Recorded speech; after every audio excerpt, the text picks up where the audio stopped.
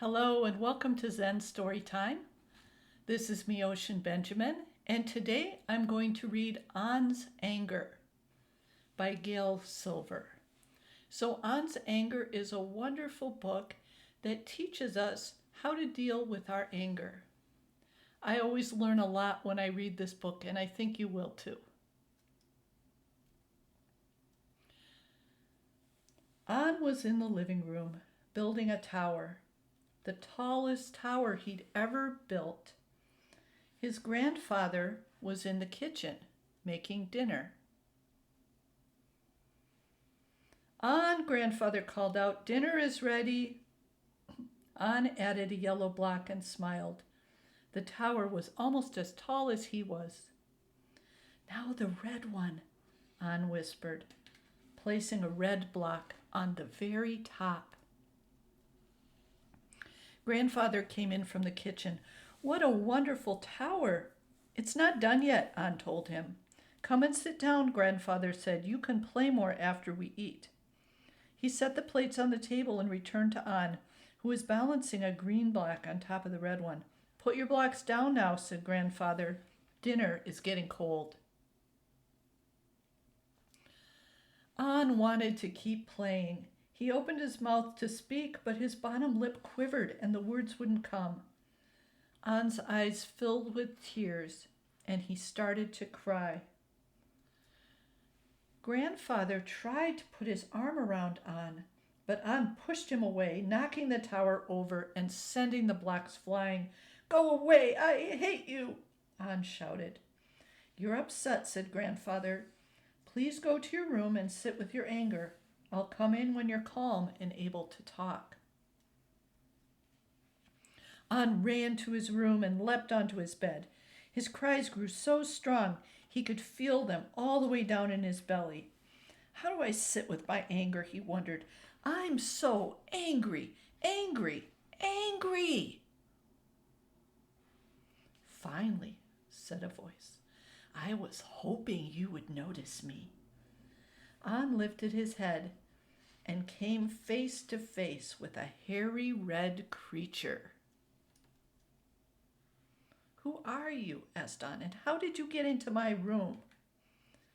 "I'm your anger," said the creature. "You brought me here." "My anger?" The anger nodded. "Did Grandfather see you come in? I'm not supposed to talk to strangers." "Don't worry, An. I'm not a stranger. I'm the part of you that comes out when things don't go your way. I'm right here every time you get angry. I know you feel scared when I'm around. I can make you cry and want to hit things. I can even make you say mean things to people you love." An's anger started to turn the knob of the bedroom door. "Come on," he said, "I'll show you."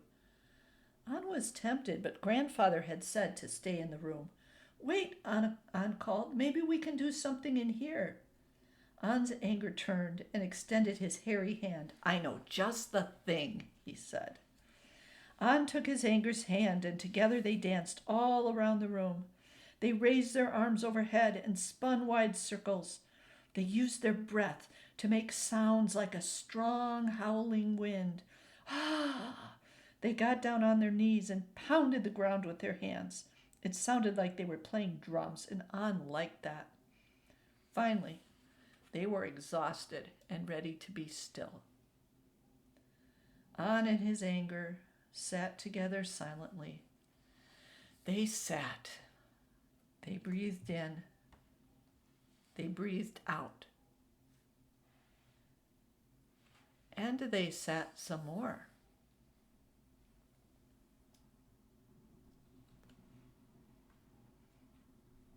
"I don't like to say mean things to people," said An, "but sometimes I can't help it." "I can help you," said his anger. "How can you help? I thought you were the one making me do these things in the first place." "That's true, but I'm also your friend.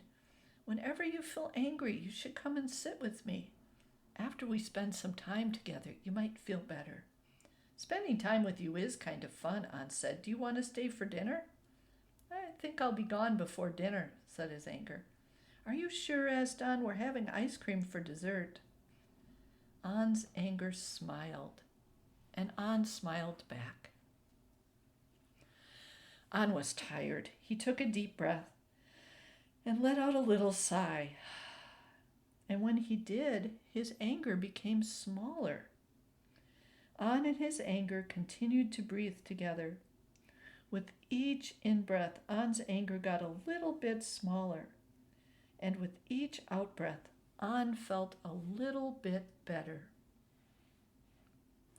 An heard a gentle tapping on his bedroom door. It was Grandfather. Grandfather and An sat together. "I'm sorry I didn't listen," said An. "I was really angry. I wanted to keep playing." Grandfather took An in his arms. "Thank you for your kind words," he said. "I sat with my anger like you asked," An said, "but we didn't just sit, we danced and played too. Do you want to meet him?" An looked up, but his anger was gone. "Grandfather," said An, "do you know what happened?" "I think I do," said Grandfather. "You took good care of your anger and it went away." "That's right," said An. "How did you know?" "When I was a little boy, I met with my anger too." "Really? Was it because of blocks?" "No," laughed Grandfather. "There were no blocks, just frogs, a lily pad, and a sun that wouldn't set. Come, let's eat dinner, and I'll tell you my story." And that's the end of An's anger. So thank you for spending a few minutes with me listening to this story, and I hope you have a wonderful rest of your day.